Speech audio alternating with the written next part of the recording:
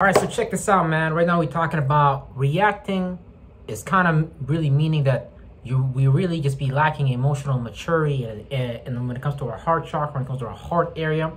So whenever we get, let's just say, presented with some kind of information, some kind of expression, some kind of confrontation, we most likely react and we don't really learn how to respond constructively, aka which basically means that you don't have a sufficient way or sufficient system or sufficient belief of carrying yourself throughout the situation without showing your emotional weak spots, without showing your tail. Because when you react into something, you're really saying you got affected by something.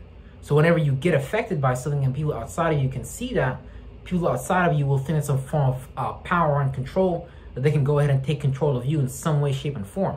Because humanity really be kind of messed up in the brain a little bit. A lot of people be traumatized, and a lot of people be trying to express their traumas, their power and control issues externally.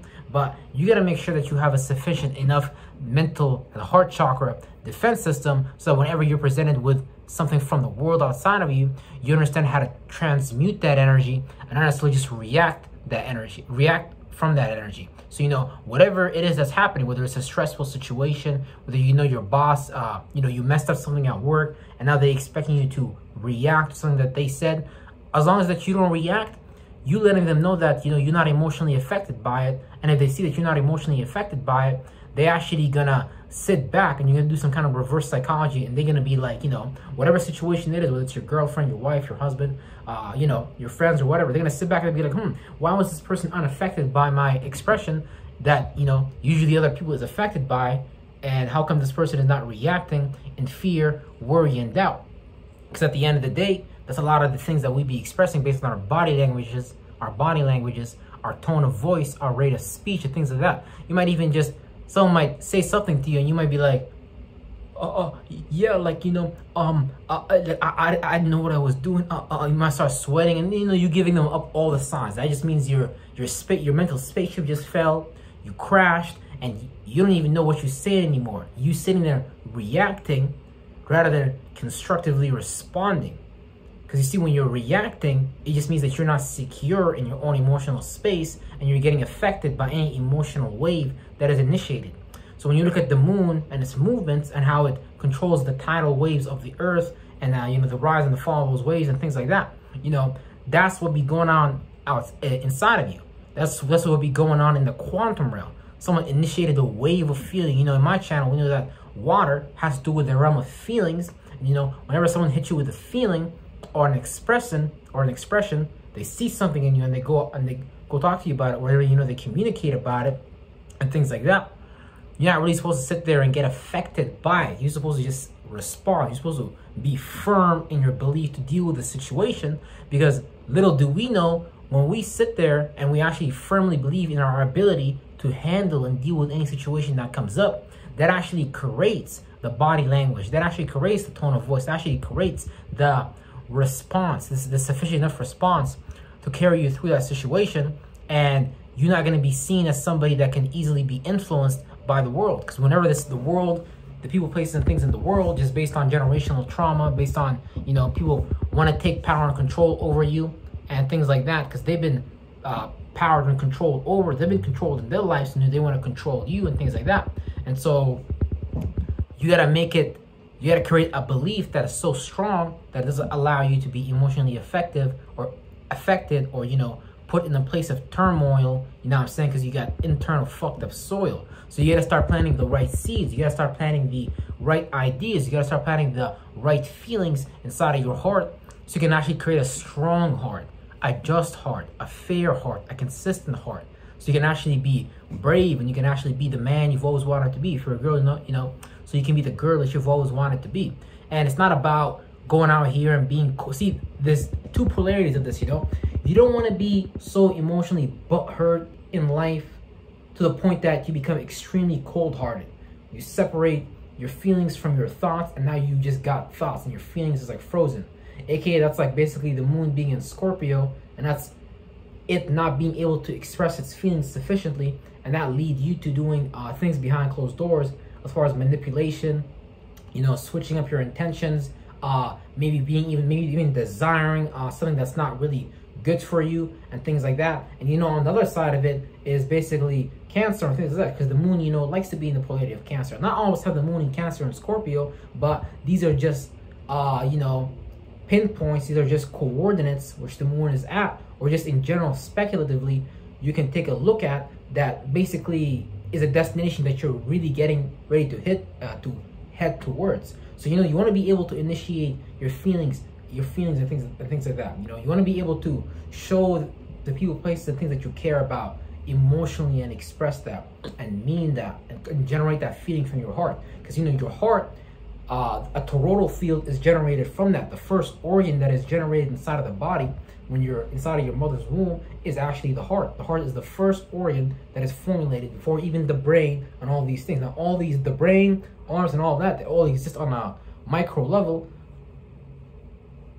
On a micro level, on a macro level, you know, you got what's it called? No, what was I saying? Yeah. So all these things, arms, legs, head, they appear after. Because the first thing that appear is the heart. So that letting you know how important the heart organ is in general.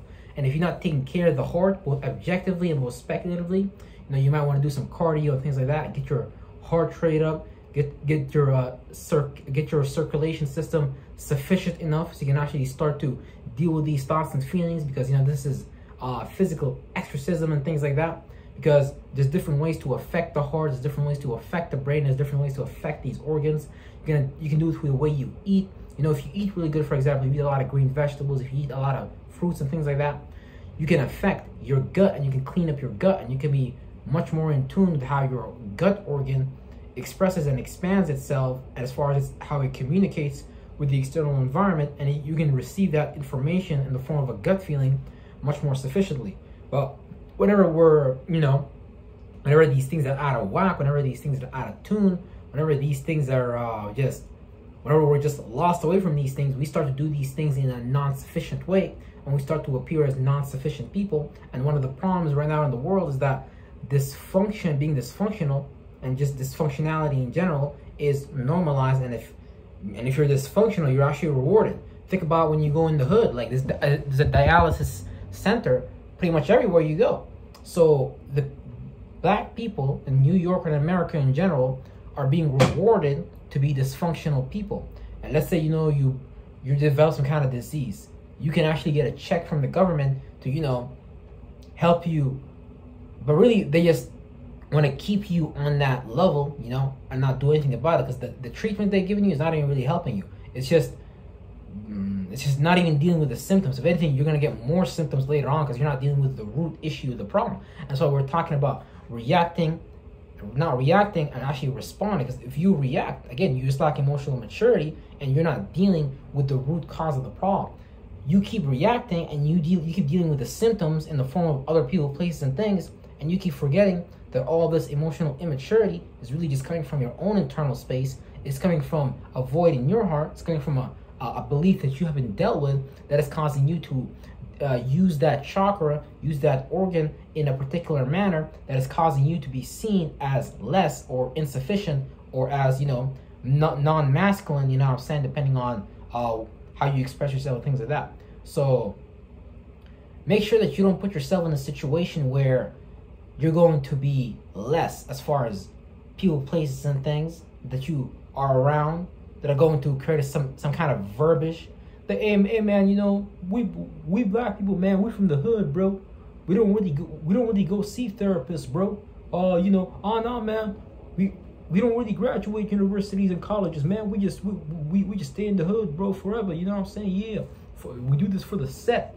And if you're doing things for the set, that means really you're just, again, you're not responding, you're just reacting to the environment around you, and you really don't got a sufficient manner of dealing with your environment. So you think you actually got to conform to your environment and become like your environment, rather than you being the first individual that come up with some kind of new thought, new feeling, new solution to the problems that we're dealing with. Now you can be the first person to actually go and organize and mobilize the community in a business venture manner, where you can actually create a space for everybody to prosper. You know, every once in a while, an individual comes and does this and things like that. You know what I'm saying? Help the people, create a space, create sales, create information, create services for everybody to participate in. And, you know, hopefully you create something, you know, a purpose, some kind of design, some kind of goal, you know, for yourself that is in tune with God. Because, you know, that's the ultimate thing. The ultimate thing is that we want to become closer to God rather than being so far away from God. Because the only reason we live in the life and the things that we're doing right now that are causing us to be angry, that are causing us to be pissed off, that are causing us to be out of line is because in the first place, we're doing things that are causing us to be away from God as far as thoughts and feelings that we keep repeating on loop cycles and things like that. And wherever you go, pretty much, you can see that the problem is right there with you wherever you go. So it's not anyone's fault or anything like that. It's just that we don't be dealing with the root symptoms of these things. And based on epigenetics, it shows us as well that a lot of the traumas, a lot of phobias is passed on through the genes and things like that. And, you know, whatever your parents don't do sufficient shadow work, that also leaps into you, leaps into your body and things like that, as far as you being a spirit with a mind, observing that body, co-creating it with your parents, bringing them together and things like that. So you want to be the person in your family, you want to be the person in your bloodline, you want to be the person in your family tree that actually start to deal with these things, so you can actually not pass on these problems to your children and things like that. So you can actually start to hand them down like good feelings, good thoughts, because eventually since you know your virtues, your thoughts and feelings, your desires has symbiotically assembled themselves with these children that you're getting ready to give birth to, you want to be able to decrease that on a percentage level and affect yourself. So when you affect your cells, you know, you're affecting everything else inside of you, and you're affecting everything else outside of you. So you want to be able to do that at least. So when you have children, when you have kids, they're not so messed up in the mind, because not only are you going to symbiotically, you know, not only going to symbiotically attach them as far as those desires that you're having in whatever way that spirit want to formulate its idea, its desire around that which you are into as well. You know, it's also going to be how you're going to play out those attributes and characteristics in front of them by you not doing enough shadow work. Because again, if you have kids, you need to there actually needs to be a test that the government need to give before you even have kids, to see if you're actually a sufficient enough parents, if you're a qualified enough parent for you to even have kids. Because a lot of parents be having kids nowadays, and they just be like creating like the worst possible generation. But that's also good, and that's also bad. It's good because if these children can handle their problems, if they can do the shadow work and things like that, and really there should be institutions in place with people like myself and Dr. Will Rogers that can assist people in dealing with these symptoms, dealing with these traits, dealing with these things that really we should be purifying, and, you know, with the fire of our mind, with our ability to see things differently. You know, you want to be able to see these situations, these circumstances differently and things like that, and not get stuck in some perception that's been handed down to you. Because God only knows that the institutions that your mother and father has followed have really been forced on them. Just like how the, you know what I'm saying, LGBT minus PlayStation 25, Xbox 3. We're not talking about, you know, that YouTube. We're talking about LGBT PlayStation plus 5-3. You know, just like how these things are being enforced, certain things was enforced as a form of an agenda on your parents as well. And if you're boo the fool, you're easily going to go for that just based on the desire, based on you wanted to get a validation in the area, based on you wanted to conform and participate in a group, rather than you just participating with yourself and being the first person to change the world and being that first example of that area and space in that darkness that no light has been created there, as far as the spirit traveling there, as far as if it's your first time the spirit traveling in that space. You know, you should be the first person to bring to the table something new. So, you know, everything in our realm is designed to keep us reacting instead of constructively responding. The government doesn't want you fucking responding constructively. Are you bright? Hell no. That don't help no government. Like back in the day when kings and sultans and things like that were controlling the people through fear by them reacting to these things. There was pulling out talks whenever the people were pissed off at the royal family or whatever, or whoever is ruling that geographical location or town or segment area or whatever family tree or bloodline, they would put out rumors of war, rumors of famine, you know, use religious narratives and things like that to control the population and things like that. And whoever was talking about these things, as far as them being not real and being some kind of mind controlled narrative tactic, was always the person to get assassinated. Was always the person to, you know, be taken down and things like that, because based on them being able to see through it with the fire of the mind, with the ability to purify. You might be able to feel your way through it. You might be able to use your left brain, logical senses, so you can discern through that communication. Because whatever space a spirit is in, unless you're a craftsman, and a lot of these people in positions of power be craftsmen, so they understand how to put words in an order, so they can get a particular response out of you, because they bloodline been doing this for years anyways, so they know what to do to put you in a space that you really shouldn't be in the first place, but just based on them being in a position of power, they got control of a lot of the assets, a lot of the medias, a lot of, you know, the control systems and things like that. Now we got artificial intelligences.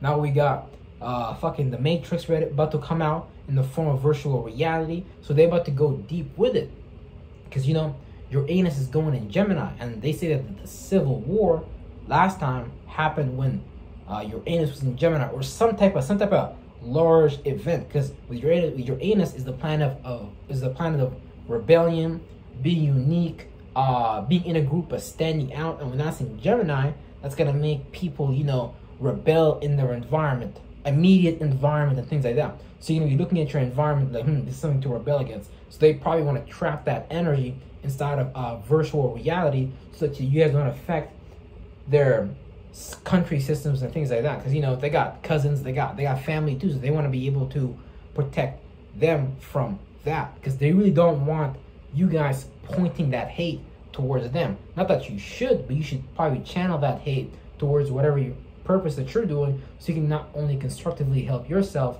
but be able to help other people. Because at the end of the day, they really scared of you. That's why they gotta control you. Anybody that gotta control you is kind of like scared of you in a way of what you might do. You might overthrow them, things like that. You can look at even the pattern in my country, where I come from, Sudan, where a lot of dictators were getting overthrown by different military leaderships and different things like that. That's why they would try to put certain control systems, fear-monger, and things like that. But again, someone's always going to be able to see through that. Someone's always going to be able to feel their way through that. Someone's always going to be able to discern the communication through that. Someone's always going to be able to see that this form of practicality doesn't really yield much. So someone's always going to see through this, these fear tactics. But again, it's always going to be the person who is responding and not the person who is reacting. And you can probably take a look at your life right now and the people around you. Just look at the people who are reacting and look at the people that are responding, and look at who gets more further in life, the person who's reacting and the person or the person who's responding. And you know, I already know if you're watching this video, you a smart spirit and you know what the fuck I'm talking about. Are we going forward in this life and the motherfucking next? You better believe it. Real shit.